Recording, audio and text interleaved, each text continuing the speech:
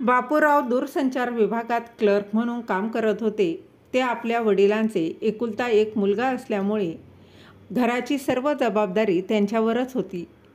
त्यांनी आपल्या आईवडिलांची सेवा करण्यात काहीच कसर सोडली नव्हती. बापूरावांच्या आईची एक किडनी खराब झाली होती. त्यावेळेस सुद्धा त्यांनी पैशाची पर्वा न करता आपल्या आईचे सर्वात चांगल्या हॉस्पिटलमध्ये उपचार केले. त्यावेळेस त्यांनी आईच्या उपचारासाठी लाखो रुपये खर्च केलेही, पण खूप प्रयत्न करूनही ते आपल्या आईला वाचवू शकले नाहीत. तेव्हा बापूरावांचे वडील त्यांना म्हणाले होते की, बाळा, तू आणि सुनबाईने आम्हा म्हातारा म्हातारीची खूप सेवा केली आहे. तू पाहशील, तुझी मुले आणि त्यांच्या बायकासुद्धा तुम्हा दोघांची खूप सेवा करतील. पण आज त्यांच्या सुना त्यांना जी काही वागणूक देत होत्या ते पाहून त्यांना आपल्या पत्नीची शांताबाईची खूप आठवण यायला लागली. बापूरावांची बायको शांताबाई वयाच्या 65व्या वर्षीच देवघरी निघून गेल्या आणि बापूराव एकटे पडले. ना म्हातारपणात आपल्या बायकोची साथ असणं खूप गरजेचं असतं, कारण म्हातारपणात आपली काळजी आपली बायकोच घेते आणि ती जर आपल्याला आयुष्याच्या अर्ध्यावर सोडून गेली तर मग मात्र पुरुषांचं जगणं कठीण होऊन जातं. कारण त्याला प्रत्येक गोष्टीवर, जेवण खाण्यावर, त्याचबरोबर कपडे धुणे यांच्यासाठी दुसऱ्यावर अवलंबून राहावं लागतं आणि तसेच बापूरावांच्या बाबतीत झालं होतं. बापूराव कायमच आपल्या सुनांवर अवलंबून राहायचे, कारण जेवण, नाश्ता त्यांच्या सुना त्यांना वेळेवर देतच नसायच्या. जशा त्यांची बायको त्यांना देत असायची. जेव्हापासून त्यांची बायको देवाघरी गेली होती तेव्हापासून बापूरावांच्या आयुष्यात खडतर प्रवास सुरू झाला होता. बापूराव चांगल्या ठिकाणी कामावर असल्यामुळे त्यांच्या रिटायरमेंटनंतर त्यांना चांगल्या प्रकारे पैसे मिळणारही होते आणि त्या पैशांवरच त्यांच्या सुना आणि दोन्ही मुलं टपून होते. पण बाबा रिटायरमेंट झाल्यानंतर घरी राहणार होते आणि घरी राहिल्यामुळे त्यांना त्यांचा चहा, नाश्ता, जेवण, त्यांचे कपडे, त्यांचं सगळं काही गोष्टी पुढे करावं लागणार होतं. आणि याच गोष्टींचा ते चौघे विचार करत होते. आणि एके दिवशी सकाळी बापूराव चहा घेत असताना किचनमध्ये त्यांची मोठी सून सीता आपल्या नवऱ्याला म्हणाली, अहो, उद्या बाबा रिटायर होणार आहेत ना, मग काय ते उद्यापासून दिवसभर घरातच असणार का? मोठी सून सीता आपल्या नवऱ्याला सुहासला म्हणाली. त्यावर सुहास म्हणाला, हो सीता, हा काय प्रश्न आहे तुझा? आता बाबा घरात राहणार नाही तर मग आणखी कुठे जाणार आहेत? ती म्हणाली, म्हणजे आता मला दिवसभर त्यांची सेवा करावी लागणार. 4 वेळा चहा, पाणी, नाश्ता, जेवण, बापरे एवढं? अहो, तुम्ही तर त्या दिवशी म्हणत होतात की आता फक्त काही दिवसच मला बाबांची सेवा करावी लागणार, त्यानंतर नाही. मग आता तर बाबा पूर्ण दिवसभर डोक्यावर बसून नुसत्या ऑर्डर सोडतील. कधी हे द्या, कधी ते द्या. पूर्ण दिवस मी हेच काम करत राहू का? सीताने रागानेच म्हणाली. तेव्हा सुहास म्हणाला, एकदा बाबांच्या रिटायरमेंटचे पैसे येऊ देत. अगं, बाबा म्हणत होते रिटायर झाल्यानंतर ते त्यांच्या सर्व प्रॉपर्टीची वाटणी आणि त्यांना जे पैसे मिळणार आहेत ते तुम्हा दोघा भावंडांमध्ये अर्धे अर्धे वाटून देईन. मग वाटणी झाल्यानंतर आम्ही दोघे भाऊसुद्धा वेगवेगळे राहणार. मग तेव्हा आपण बाबांना कायमचे निलेशकडे पाठवून देऊ.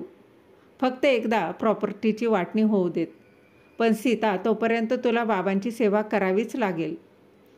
तसेही मी तर तुझ्या आधीच विचार केला आहे की मी काही आयुष्यभर बाबांना आपल्यासोबत ठेवणार नाही.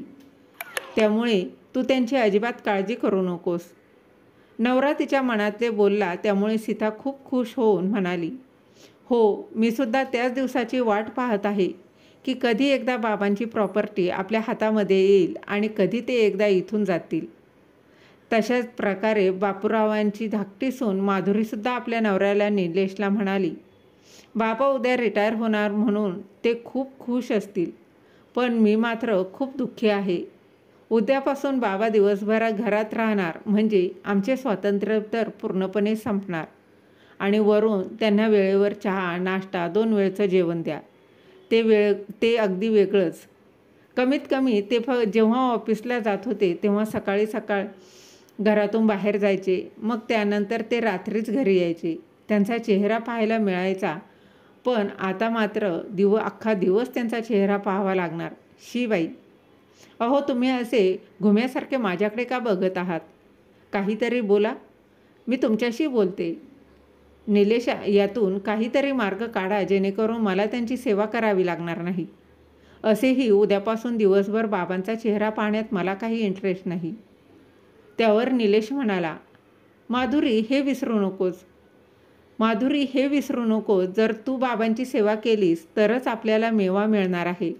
अगं तू विसरलीस का बाबांच्या रिटायरमेंटचे पैसे येणार आहेत आणि बाबा त्या पैशांची सुद्धा काही बोलत नव्हते आणि त्यामुळे दोघी सुना सासऱ्यांची सेवा करण्यात टाळाटाळ करू लागल्या.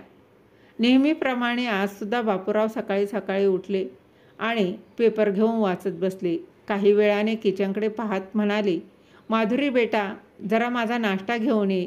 नाश्त्यानंतर मला माझे औषधंसुद्धा घ्यायचे आहेत. तेव्हा माधुरी म्हणाली, बाबा यांना ऑफिसला जायला उशीर होत आहे, त्यामुळे आता तर मी त्यांच्यासाठी टिफिन बनवत आहे. तुम्ही मोठ्या जाऊबाईंना सांगा, तुम्हाला त्या नाश्ता देतील. असे बोलून माधुरी स्वयंपाकखोलीत निघून गेली.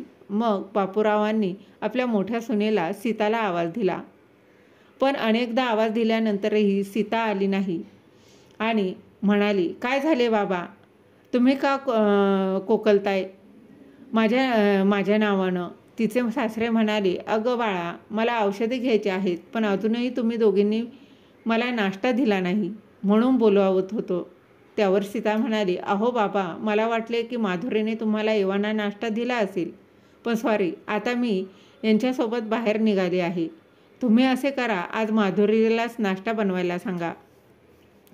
सासरे काही बोलणार त्यात सीता तिथून निघून गेली. थोडक्यात काय तर दोघी सुनांनी एकमेकींवर ढकललं आणि त्यामुळे बापूरावांना आज सकाळचा नाश्ता मिळालाच नाही आणि त्यांनी शेवटी बाहेर जाऊन नाश्ता केला, कारण त्यांना औषधे घ्यायची होती. दुसऱ्या दिवशी माधुरी आपल्या मोठ्या जावेला सीताला म्हणाली, वहिनी, मला तर ह्या म्हाताऱ्याची सेवा करायला अजिबात आवडत नाही आणि मी यांची सेवा ह्यापुढेही करणार नाही. अहो, हा म्हातारा नुसता आपल्याला राबवून घेतोय, आपल्यासमोर त्याच्या रिटायरमेंटच्या पैशाचे नावसुद्धा काढत नाही. तेव्हा सीता म्हणाली, बरोबर बोलतेस तू, म्हणूनच आता यापुढे या म्हाताऱ्याचे एकही काम ऐकायचे नाही, बसू देत तसाच उपाशी. तेव्हाच त्याला अक्कल येईल. आणि तेव्हापासून दोन्ही सुनांनी ठरवलं की आता जेव्हा केव्हा जयवंतराव काही काम सांगतील तेव्हा मोठी सून म्हणेन की धाकटीला सांगा आणि धाकटी सून म्हणेन की मोठीला सांगा. अगदी अशा प्रकारे बापूरावांना दोन्ही सुनांकडून ना जेवण मिळेल ना नाश्ता, आणि वैतागून शेवटी त्यांना स्वतःचे काम स्वतःच करावे लागेल. असेच एके दिवशी जयवंतरावांना खूप खोकला येत होता, त्यामुळे त्यांनी दोन्ही सुनांना गरम पाणी द्या म्हणून आवाज दिला आणि तेव्हा दोन्ही सुना एकत्र येऊन म्हणाल्या, स्वतः किचनमध्ये जाऊन पाणी घ्यायला वेळ लागतो का? हे बघा बाबा, आजपासून तुम्ही स्वतःचे काम स्वतःच करायचे, सारखे सारखे आम्हाला बोलवायचे नाही. आणि तसेही आम्हाला घरामध्ये इतर बरीच कामे करायची असतात. तुमचे काय, तुम्ही तर रिटायर झालात, पण आम्ही नाही. बापूरावांना आपल्या सुनांचे बदललेले वागणे समजत होते. ते आपली पत्नी शांताच्या फोटोकडे पाहून रडायला लागले आणि म्हणाले, बघतेस ना गं शांता, तू गेलीस आणि माझी काय अवस्था झाली आहे. आज जर तू जिवंत असतीस तर आपण दोघांनी एकमेकांची सुखदुःख वाटून घेतली असती. का गेलीस तू मला सोडून? असे बोलत असताना त्यांचे डोळे पाण्याने भरले आणि त्यांना त्यांचे मागचे दिवस आठवायला लागले. बापूराव आणि शांताबाई यांना 2 मुले सुहास आणि निलेश आणि 1 मुलगी अंजली होती. बापूराव दूरसंचार विभागात क्लर्क म्हणून काम करत होते. त्या आपल्या आईवडिलांचे एकुलता एक मुलगा असल्यामुळे घराची सर्व जबाबदारी त्यांच्यावरच होती. त्यांनी आपल्या आईवडिलांची सेवा करण्यात काहीच कसर सोडली नव्हती. बापूरावांच्या आईची एक किडनी खराब झाली होती. त्यावेळेससुद्धा त्यांनी पैशाची पर्वा न करता आपल्या आईचे सर्वात चांगल्या हॉस्पिटलमध्ये उपचार केले. त्यावेळेस त्यांनी आईच्या उपचारासाठी लाखो रुपये खर्च केले होते, पण खूप प्रयत्न करूनही ते आपल्या आईला वाचवू शकले नाहीत. तेव्हा बापूरावांचे वडील त्यांना म्हणाले होते की बाळा, तू आणि तुझ्या सुनबाईने आम्हा म्हातारीची खूप सेवा केली आहे. तू पाहशील तुझी मुले आणि त्यांच्या बायकासुद्धा तुम्हा दोघांची खूप सेवा करतील. पण आज त्यांच्या सोना त्यांना जी काही वागणूक देत होत्या ते पाहून त्यांना आपल्या पत्नीची शांताबाईची खूप आठवण यायला लागली. ते विचार करत होते, मुलांचे लग्न झाल्यावर त्यांना त्यांचे आईवडील नकोशी वाटतात का?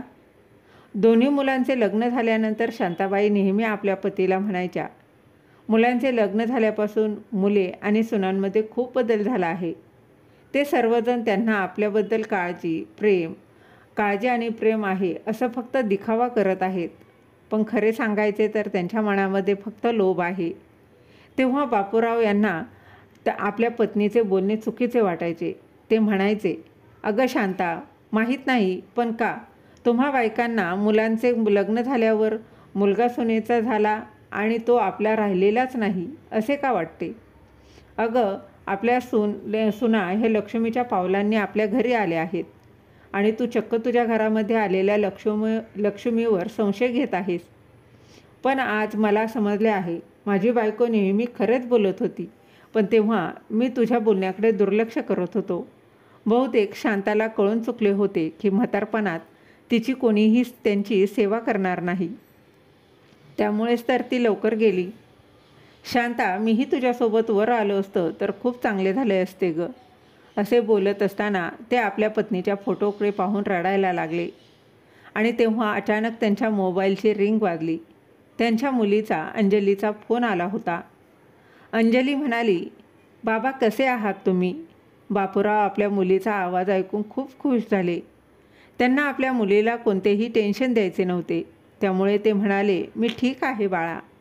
तरीही अंजली आपल्या बाबांच्या आवाजावरून म्हणाली, बाबा, पण तुमच्या आवाजावरून मला असे वाटत नाही की तुमची तब्येत काहीशी ठीक नाही. तेव्हा बाबा म्हणाले, नाही बाळा, आता वय झाले त्यामुळे तब्येतीचे चढउतार चालायचाच. अगं बेटा, मला जरा खोकल्याचा त्रास होतोय, बाकी काही नाही. ठणठणीत आहे तुझा बाबा, तू अजिबात काळजी करू नकोस. त्यावर अंजली म्हणाली, मग सुहास दादाला घेऊन आपल्या चांगल्या डॉक्टरकडे जा. सतत खोकला येणं देखील चांगलं नाही. अंजली दुसऱ्या शहरामध्ये राहत होती, जे साधारण 5 तासांच्या अंतरावर होते. ती म्हणाली, बाबा, तुम्हाला भेटण्याची खूप इच्छा होत आहे, पण माझ्या मुलांच्या परीक्षासुद्धा जवळ येत आहेत. त्यामुळे आता तर मी येऊ शकणार नाही. पण तुम्ही डॉक्टरकडे जा आणि तुमची औषधे वेळेवर घेत जा आणि स्वतःची काळजी घ्या. जयवंतराव म्हणाले, हो बाळा, तू अजिबात काळजी करू नकोस. असे बोलत असताना त्यांना खोकल्याची जोरात उबळ आली.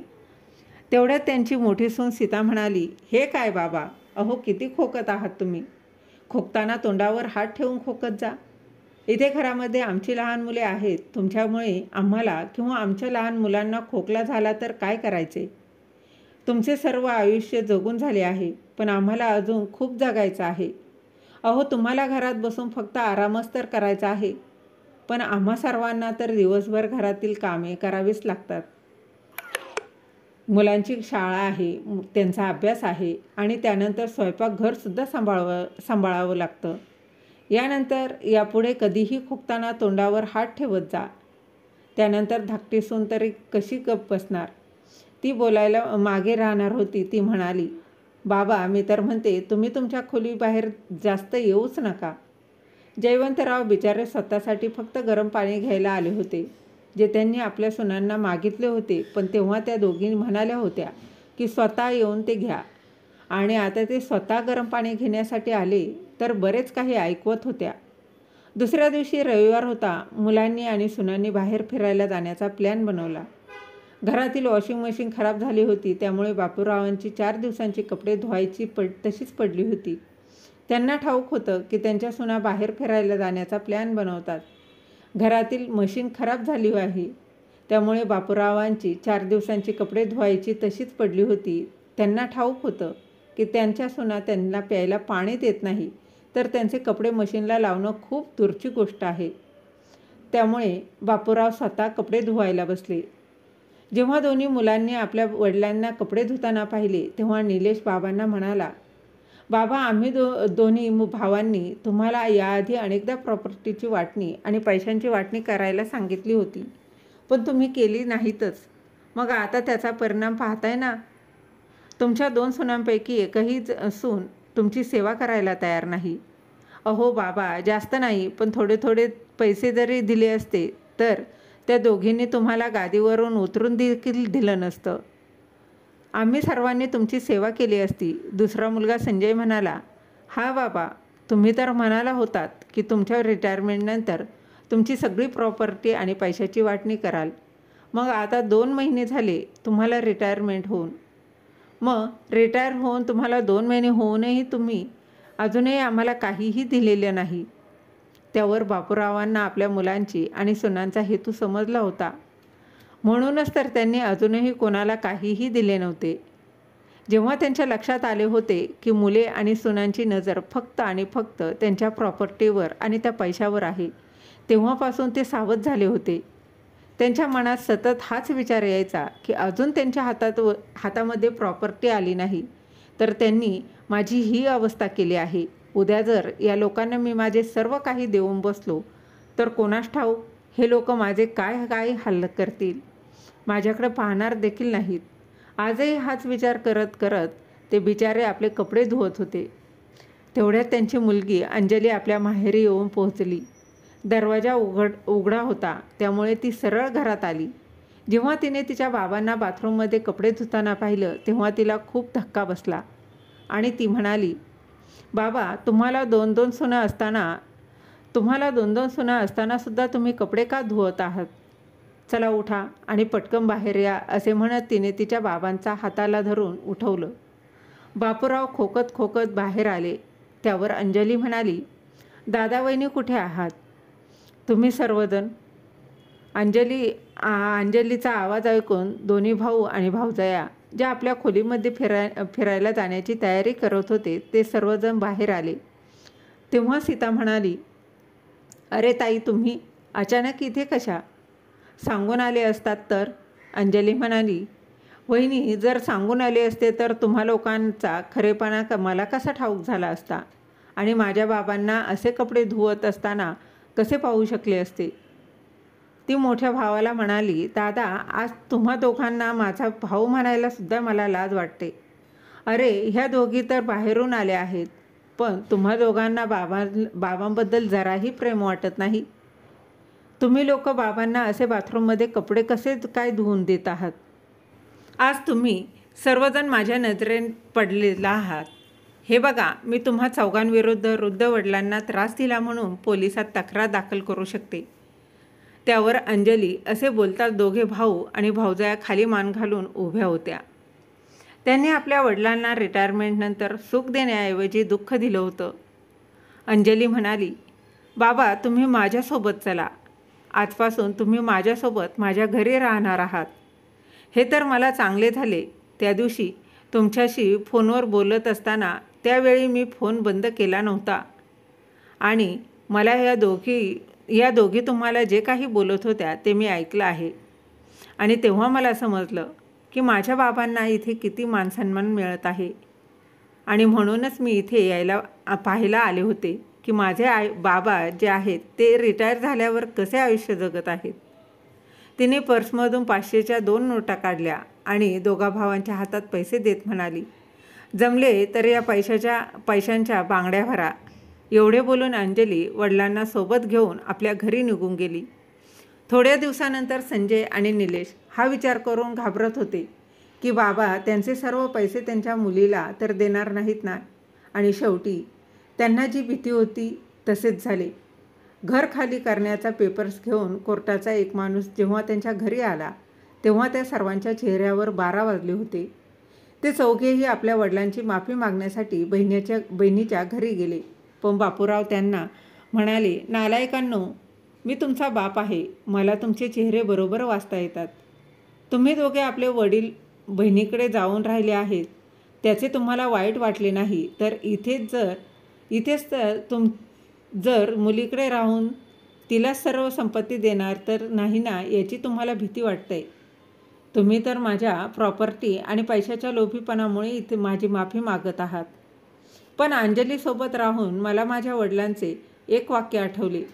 ते नेहमी म्हणायचे की जयवंत, तू माझी खूप सेवा केलीस. अशी सेवा तुझी मुले आणि सुनासुद्धा करतील. आणि हे वाक्य 16 आणि सत्य आहे. कारण तुम्ही मुले नाहीत, तर माझी मुलगी माझी दिवसरात्र सेवा करत आहे. आणि म्हणूनच मी आज हे जाहीर करतो की मी माझे सर्व काही माझ्या मुलीच्या नावे करणार आहे. अरे मूर्खांनो, त्या दिवशी ऑफिसमध्ये माझ्या रिटायरमेंटच्या कार्यक्रमात तुमची नजर फक्त माझ्या पैशांच्या बॅगवर होती. पण खरे सांगायचे तर त्यात पैसे नव्हतेच. तुम्हाला एवढंही अक्कल नाही की रिटायरमेंटचे पैसे कोणी बॅगमध्ये देतं का? पैशांची बॅग माझ्याकडे द्या, मी सांभाळतो, असं तुम्ही दोघेही म्हणत होतात. तेव्हाच मला तुमची परीक्षा घ्यायची होती आणि तुम्ही त्या परीक्षेत नापास झाला आहात. हे बघा, मला परीक्षा घ्यायची होती आणि तुम्ही त्या परीक्षेत नापास झाला आहातच. हे बघा, तुम्ही चौघेही इथून निघा. यापुढे माझी मुलगी तिच्या मर्जीने काय करेल ते करेल. तुम्ही 2 मुले फक्त नावाला आहात, ज्यांना वडील नको, पण त्यांची प्रॉपर्टी हवी आहे, त्यांचा पैसा हवा आहे. पण आजपासून माझी अंजली माझी मुलगी आणि माझा मुलगाही तीच असेल, कारण ती मला सांभाळण्याचं कर्तव्य मुलगीच निभावत आहे. हे ऐकून दोन्ही मुलांनी बापूरावांचे पाय धरले. पण त्यावेळेस बापूराव आपल्या सुनांना, त्याचबरोबर आपल्या मुलांना म्हणाले, आता तुम्ही माफी मागत आहात, पण जेव्हा मला तुमची गरज होती त्यावेळेस तुम्ही मात्र मला प्रत्येक गोष्टीत त्रास दिला आहे. तुमच्या बायकांनी आणि प्रत्यक्षात तुम्हीसुद्धा. जेव्हा तुम्ही लहान होतात त्यावेळेस तुझ्या आईने आणि आम्ही तुमच्या प्रत्येक गोष्टीत लाड केलेला आहे. लाड तुमचे पुरवले. तुमच्या शिक्षणासाठी तुमच्या आवडीनिवडीची कपडे आणि प्रत्येक सणासुदीला तुमच्या आवडीचं जेवण, सगळ्या गोष्टी केल्या.